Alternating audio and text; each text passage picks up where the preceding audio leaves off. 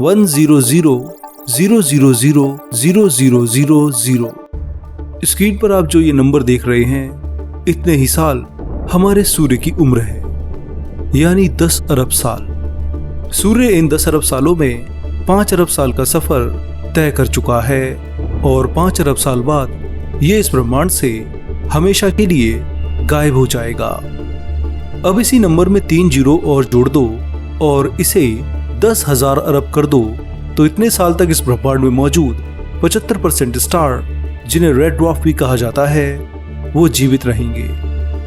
ये सूर्य जैसे तारों के बाद भी अरबों खरबों सालों तक ब्रह्मांड में जीवन को पनपने का मौका देते रहेंगे। चलो अब इस नंबर को एक खौफनाक मोड़ देते हैं और इसमें हम अब 30 नहीं, 300 भी नहीं, पूरे 1500 जीरो और जोड़ देते हैं। तो अब ये वो समय निकल कर आएगा जब ब्रह्मांड का आखिरी ब्लैक होल भी भाप बनकर खत्म हो चुका होगा और फिर ब्रह्मांड में अंधकार के अलावा कुछ नहीं बचेगा। लेकिन तब भी एक ऐसा तारा जिंदा होगा जो उस समय भी अकेला रहकर भटकता रहेगा। ब्लैक होल से लेकर के हम लाइट स्पीड को कुछ हद तक समझ गए हैं, पर इस तारे ने आज भी वैज्ञानिकों को परेशान कर रखा है। जहां नॉर्मल तारे कुछ लाखों सालों से लेकर के अरबों सालों में ही खत्म हो जाते हैं, तो यह लास्ट स्टार इतना ज्यादा जीता है कि इसके जीवन काल में न जाने कितने ब्रह्मांड बन जाए। हाइड्रोजन और हीलियम से अलग पूरे लोहे से बने इस तारे की बात तो खतरनाक है ही, पर इस वीडियो में हम केवल यही नहीं रुकेंगे। मैं आपको ब्रह्मांड के उस सबसे पहले मॉन्स्टर स्टार से लेकर के उस स्टार की ओर लेकर जाने वाला हूं जो खुद दूसरे तारों को खा करके जिंदा रहता है। ये तारे इतने विशाल हैं कि इनमें स्टीफनसन 218 जैसे तारे भी हल्के और छोटे दिखाई देते हैं। हजारों लाखों सूर्य से भारी और सोलर सिस्टम के बराबर ये तारे ब्लैक होल्स तक को अपने अंदर समा लेते हैं और फिर भी जिंदा रहते हैं। ये इतने रहस्यमयी हैं कि इन पर वैज्ञानिक पिछले 50 सालों से लगातार रिसर्च कर रहे हैं। तो दोस्तों, इन्हीं तारों के बारे में जानने के लिए तैयार हो जाइए और बैठिए मेरे साथ मेरे इस हाइपोथेटिकल स्पेसशिप में, जहां मैं आज आपको इन्हीं स्टार्स की ओर लेकर जाऊंगा। यहाँ हम पहले ब्रह्मांड के शुरुआती दौर में जाएंगे और फिर आज के दौर से होते हुए भविष्य के लास्ट स्टार पर पहुंचकर उसे भी देखेंगे। तो चलिए अपनी ये यात्रा शुरू करते हैं।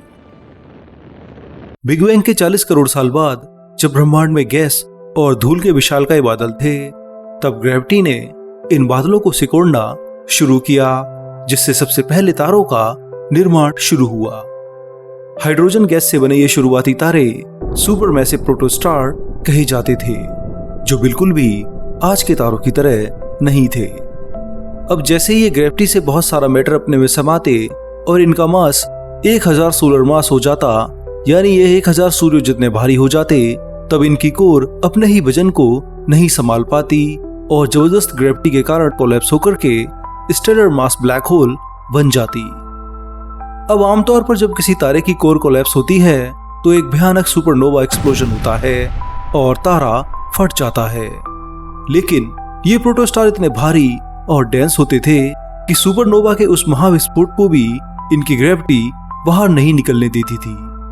एक्सप्लोजन की पूरी ताकत तारे के अंदर ही दब जाती थी, जिससे जो भी मास रिलीज होता था वो कभी तारे की अपनी आउटर एनवलप से बाहर नहीं जाता था। फिर यही मैटर थकार कर ब्लैक होल के आसपास मंडराने लग जाता, जिसके कारण ब्लैक होल के आसपास मैसिव गैस का एनवलप बन जाता और यहीं से जन्म होता ब्लैक होल स्टार या फिर क्वाजी स्टार का।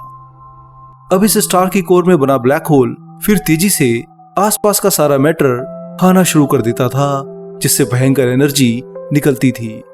यही एनर्जी इन स्टार्स को जिंदा और इसे बाहर की तरफ फुलाती रहती थी।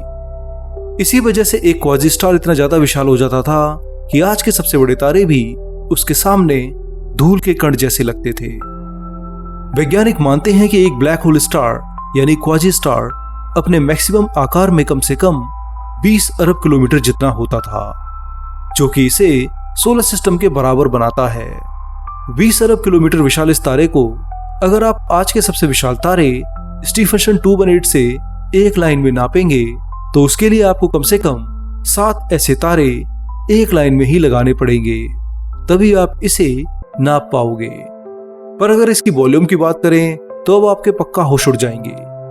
करीब 300 स्टीफन 2 मिनट जैसे तारों को समाने की क्षमता रखने वाला ये क्वाजी स्टार बहुत बहुत विशाल है, पर इसकी ये विशालता इस ब्रह्मांड में ज्यादा सालों तक नहीं चलती है। आमतौर पर एक क्वाजी स्टार 70 लाख से 1 करोड़ साल तक जीवित रहता है। अपने इस जीवन काल में ये अपने आकार को लगातार फैलाता रहता है और लास्ट में जैसे जैसे इसका टेम्परेचर कम होता जाता है और 3700 डिग्री सेल्सियस पहुंचता है तो इसकी भारी लेयर ट्रांसपेरेंट होने लगती है और धीरे धीरे तारा, जो कि ब्लैक होल और अपनी ग्रेविटी के कारण स्टेबल था, अब खत्म होने की कगार पर आ जाता है और इसमें मौजूद गैसेस बाहर स्पेस में चली जाती हैं और फिर बचता है केवल एक ब्लैक होल, जो कि मास में कम से कम 1000 से लेकर 10,000 सूर्यों जितना भारी है।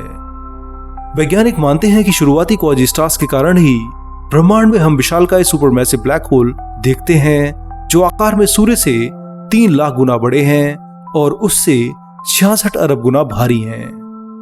हो सकता है कि किसी क्वाजी स्टार के कारण ही टॉन 618 जैसा विशाल ब्लैक होल ब्रह्मांड में बना हो, जिसे हम आज भी अपने टेलीस्कोप से देखते हैं।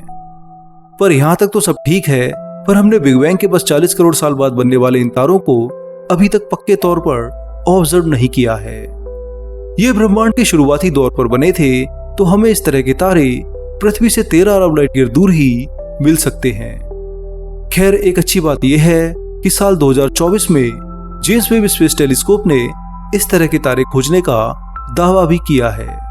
पृथ्वी से 13 अरब 20 करोड़ लाइट ईयर दूर दिखाई दे रहे ये लिटिल रेड डॉट्स हो सकता है कि आने वाले समय में क्वाजी स्टार हों। वैज्ञानिक मानते हैं कि असल में ब्लैक होल हैं, जिनके आसपास विशाल गैस की परत जमा है जो लगातार ग्लो कर रही है। हालांकि इतने पावरफुल टेलीस्कोप से इन रेड डॉट्स को ऑब्जर्व करने के बाद भी ये काफी धुंधले ही दिखाई दे रहे हैं। हमारे पास अभी कोई भी दूसरा पावरफुल टेलीस्कोप नहीं है जो इन्हें और बेहतर रेजोल्यूशन में दिखा पाए, इसलिए हम जिस रेजोल्यूशन में इन्हें देख रहे हैं उससे पक्के तौर पर यह कहना कि ये क्वाजी स्टार हैं अभी पॉसिबल नहीं है। अब शुरुआती ब्रह्मांड के ब्लैक होल स्टार्स यानी क्वाजी स्टार्स को पीछे छोड़ते हुए हमारी स्पेसशिप आ पहुंची है आज के ब्रह्मांड में, जहां हम एक ऐसे तारे को देखने वाले हैं जिसे विज्ञान की दुनिया का फ्रैंकेनस्टाइन मॉन्स्टर कहा जाता है, यानी एक ऐसा तारा जो दूसरे मरे हुए तारों को खाकर जिंदा रहता है। मैं बात कर रहा हूं थॉर्न-ज़िटकोव ऑब्जेक्ट की, जिसकी थ्योरी साल 1977 में मशहूर एस्ट्रोफिजिसिस्ट किप थॉर्न और एना ज़िटकोव ने दुनिया के सामने रखी। उन्होंने एक सवाल पूछा कि क्या हो अगर एक विशाल तारा किसी दूसरे मरे हुए तारे को निगल ले। तो इसे समझने के लिए हमें एक बाइनरी स्टार सिस्टम को देखना पड़ेगा, जहां 2 तारे एक दूसरे का चक्कर लगाते हैं। मान लीजिए इनमें एक तारा बहुत बड़ा है और दूसरा थोड़ा छोटा। बड़ा तारा अपनी जिंदगी जल्दी जीकर एक सुपरनोवा धमाके में फट जाता है और पीछे छोड़ जाता है एक न्यूट्रॉन स्टार, जो कि ब्रह्मांड के सबसे डेंस और खतरनाक ऑब्जेक्ट है। ये आकार में एक छोटे 10 किलोमीटर के गांव जितना बड़ा होता है, पर इसका मास सूर्य के बराबर ही माना जाता है। सोचो, सूर्य जैसे तारे को मात्र 10 किलोमीटर के आकार में बदल दो, जहां उसका सारा मैटर उसी आकार में समाया हो। इसी वजह से इन न्यूट्रॉन स्टार की डेंसिटी ब्लैक होल के बाद ब्रह्मांड में सबसे ज्यादा होती है। खैर, बाइनरी सिस्टम में विशाल तारा तो न्यूट्रॉन स्टार बन गया है, पर अब धीरे धीरे करोड़ों सालों में जब दूसरा छोटा तारा अपनी जिंदगी के आखिरी स्टेज में पहुंचकर फूलना शुरू करता है तो एक रेड सुपर जायंट बन जाता है। तो फूलते फूलते वो इतना बड़ा हो जाता है कि वो अपने साथी न्यूट्रॉन स्टार को ही निगल लेता है। अब जैसे ही न्यूट्रॉन स्टार उस विशाल रेड सुपर जायंट के अंदर घुसता है तो वहां भयंकर फ्रिक्शन पैदा होती है। न्यूट्रॉन स्टार एक पैरासाइट की तरह उस तारे के अंदर ही अंदर स्पाइरल करते हुए उसके सेंटर यानी कोर की तरफ बढ़ने लग जाता है और अंत में वो उस तारे की असली कोर से टकराकर उसे नष्ट कर देता है और खुद उस तारे की नई कोर बन जाता है। पर अगर टक्कर से पहले न्यूट्रॉन स्टार और इस दूसरे रेड जायंट की कोर का मास 3 सूर्यों से भारी हो तो ये टॉलमन ओपेनहाइमर बॉक ऑफ लिमिट को पार कर लेंगे और ये दोनों कोलैप्स होकर के भयानक सुपरनोवा धमाका करते हुए ब्लैक होल में बदल जाएंगे। वहीं अगर इस लिमिट को पार न कर पाए तो फिर ये सिंगल न्यूट्रॉन स्टार बन जाता है, जिसके चारों ओर फिर रेड सुपर जायंट तारे की धूल एक एनवेलप बना लेती है और यही से फिर इस थॉर्न जिटकोव ऑब्जेक्ट का जन्म होता है। ये ब्रह्मांड की सबसे अजीब चीज है। बाहर से देखने पर यह बिल्कुल किसी नॉर्मल रेड सुपर जायंट जैसे कि बीटल जूस की तरह ही दिखाई देगा, लेकिन इसके अंदर इसके दिल में एक मरा हुआ न्यूट्रॉन स्टार बैठा है। अब इस तारे के अंदर न्यूक्लियर फ्यूजन नहीं होता, बल्कि न्यूट्रॉन स्टार की भयंकर ग्रेविटी गैस को अपनी तरफ खींचती है और उसे इतनी तेजी से गर्म करती है कि उससे एक खास तरह की एनर्जी पैदा होती है। इसी एनर्जी के कारण ये स्टार लगातार ब्रह्मांड में जीवित बना रहता है। वहीं इसके अंदर होने वाली केमिकल रिएक्शंस भी काफी अजीब होती हैं। ये तारा ऐसे हैवी एलिमेंट्स को बनाने लगता है जो नॉर्मल तारे कभी नहीं बना सकते, जैसे कि रुबिडियम, स्ट्रोंटियम और एट्रियम। पर अब सवाल आता है कि क्या ये तारे ब्रह्मांड में सच में मौजूद हैं या फिर ये एक थ्योरी ही है। तो दोस्तों, साल 2014 में वैज्ञानिकों ने पृथ्वी से 2 लाख लाइट ईयर दूर स्मॉल मैग्नेटिक क्लाउड में एक तारे की खोज की जिसका नाम है HB2112। जब वैज्ञानिकों ने इसकी लाइट का स्पेक्ट्रम चेक किया तो उन्हें इसमें लिथियम, मोलिबेंडम और रुबिडियम का एक ऐसा अजीब मिश्रण मिला जो सिर्फ और सिर्फ एक थॉर्न जिटकोव ऑब्जेक्ट में ही पॉसिबल है। हालांकि अभी भी इस पर डिबेट जारी है, लेकिन अगर ये सच है तो ब्रह्मांड सच में हमारी कल्पना से कहीं ज्यादा खौफनाक और अजीब है। तो अब आप ब्रह्मांड के सबसे पहले और प्रेजेंट के विचित्र तारों से तो मिल लिए, लेकिन अब आप अपनी स्पेसशिप के टाइम मशीन गियर को फुल स्पीड पर सेट करिए, क्योंकि अब मैं और आप जाने वाले हैं भविष्य में, इतने दूर के भविष्य में जिसकी इंसान कल्पना भी नहीं कर सकता। हम आ चुके हैं आज से 10 to the power 1500 साल बाद के भविष्य में। यह ब्रह्मांड का अंत है। स्टेलिफेरस एरा यानी तारों का युग खत्म हुए खरबों साल बीत चुके हैं और इसके साथ साथ ब्लैक होल्स का भी युग खत्म हो चुका है। सारे ब्लैक होल्स हॉकिंग रेडिएशन के जरिए भाप बनकर उड़ चुके हैं। अब इस डार्क ब्रह्मांड में सिर्फ मरे हुए तारों की राख तैर रही है। व्हाइट ड्वार्फ से बने ब्लैक ड्वार्फ, न्यूट्रॉन स्टार्स के अवशेष और ठंडे हो चुके ग्रहों के टुकड़े। लेकिन इसी अनंत और जमा देने वाले अंधेरे के बीच एक आखिरी तारा अपनी मौत का इंतजार कर रहा है और इस तारे को कहा जाता है द आयरन स्टार, यानी लोहे का तारा। अब आप सोचेंगे कि भला एक तारा लोहे का कैसे हो सकता है, तो इसे समझने के लिए हमें क्वांटम मैकेनिक्स के सबसे अजीब नियम को समझना होगा, जिसे क्वांटम टनलिंग कहते हैं। आज से अरबों खरबों साल बाद जब ब्रह्मांड का तापमान एब्सोल्यूट जीरो के करीब पहुंच जाएगा, तब भी बचे हुए व्हाइट ड्वार्फ्स के अंदर मौजूद एटम्स कभी ना कभी एक दूसरे से टकराएंगे। नॉर्मली ठंडे तापमान में न्यूक्लियर फ्यूजन नहीं होता, लेकिन क्वांटम टनलिंग के कारण खरबों सालों में कोई एक एटम दूसरे एटम की दीवार को पार करके उससे जुड़ जाएगा। इसे कोल्ड फ्यूजन कहते हैं।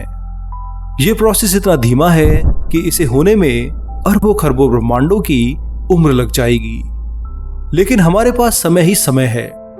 धीरे धीरे उस तारे के अंदर का कार्बन, ऑक्सीजन और सिलिकॉन फ्यूज होकर एक नए एलिमेंट में बदलने लगेगा और वो एलिमेंट है आयरन 56, यानी लोहे का एक दूसरा रूप। अब फिजिक्स के नियम कहते हैं कि आयरन 56 पूरे ब्रह्मांड का सबसे स्टेबल आइसोटोप है।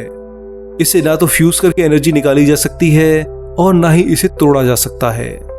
तो इस तरह 10 के पीछे 1500 जीरो लगा दो, इतने सालों के बाद वो पूरा का पूरा तारा अंदर से लेकर बाहर तक पूरी तरह से ठोस लोहे के एक विशालकाय गोले में बदल जाएगा। ये आयरन स्टार ब्रह्मांड का सबसे ठंडा, सबसे भारी और सबसे अकेला तारा होगा। ना तो ये कोई लाइट देगा और ना ही कोई हीट, बस ये ब्रह्मांड के अनंत अंधेरे में चुपचाप तैरता रहेगा। पर क्या ये हमेशा ऐसा ही रहेगा? क्या इसकी कोई लिमिट या एज भी है? तो दोस्तों, शॉर्ट में इसका आंसर है नहीं। ब्रह्मांड में बनी हर चीज का एक अंत होता है। आज से 10 to the power 26 सालों के बाद, यानी 10 के पीछे 10 to the power 26 जीरो लगा दो और कहें तो 1 के पीछे 10 लाख अरब खरब जीरो। इतने साल बाद ये आयरन स्टार कोल्ड फ्यूजन के कारण अपनी खुद की ग्रेविटी को नहीं संभाल पाएगा और फिर कोलैप्स होकर एक लास्ट सुपरनोवा धमाका करते हुए खत्म हो जाएगा। हालांकि ये सब तभी पॉसिबल है अगर प्रोटॉन कभी मरता नहीं है। अगर प्रोटॉन मरता है तो फिर आयरन स्टार शायद ही इस ब्रह्मांड में कभी बने। तो दोस्तों, क्वाजी स्टार्स के खतरनाक जन्म से लेकर दूसरे तारों को खाने वाले थॉर्न्स-ज़िटकोव ऑब्जेक्ट्स और ब्रह्मांड के उस आखिरी ठंडे लोहे के तारे तक का ये सफर हमें ये बताता है कि हमारा ब्रह्मांड कितना अजीब, कितना खतरनाक और कितना खूबसूरत है। हम और आप बहुत भाग्यशाली हैं कि हम ब्रह्मांड के उस युग में पैदा हुए हैं जिसे स्टेलीफेरस एरा कहा जाता है, जहां आसमान में अरबों चमकते हुए तारे हैं और रातें पूरी तरह से काली नहीं हैं। फिलहाल दोस्तों, इस हाइपोथेटिकल स्पेसशिप की यात्रा को हम यहीं रोकते हैं। मुझे उम्मीद है कि आपको मेरा ये वीडियो पसंद आया होगा और इस टाइम ट्रेवल ने आपके रोंगटे खड़े कर दिए होंगे। इस वीडियो में बताई गई कौन सी बात या कौन सा तारा आपको सबसे ज्यादा खौफनाक लगा, पक्का मुझे नीचे कमेंट करके जरूर बताइए। और अगर वीडियो ने आपको सच में हैरान किया है तो इसे लाइक कीजिए और अपने दोस्तों के साथ शेयर भी कीजिए। और हाँ, एक और बात, अगर आप अंतरिक्ष के ऐसे ही और रहस्यमयी सफर पर मेरे साथ चलना चाहते हैं तो साइमी चैनल को सब्सक्राइब करिए और बेल आइकन भी प्रेस कीजिए। अब मुझे दीजिए आज्ञा। अब मैं आप लोगों से मिलूंगा अगले हफ्ते एक और शानदार और मजेदार वीडियो के साथ। तब तक के लिए नमस्कार, जय हिंद, आपका दोस्त शिवम।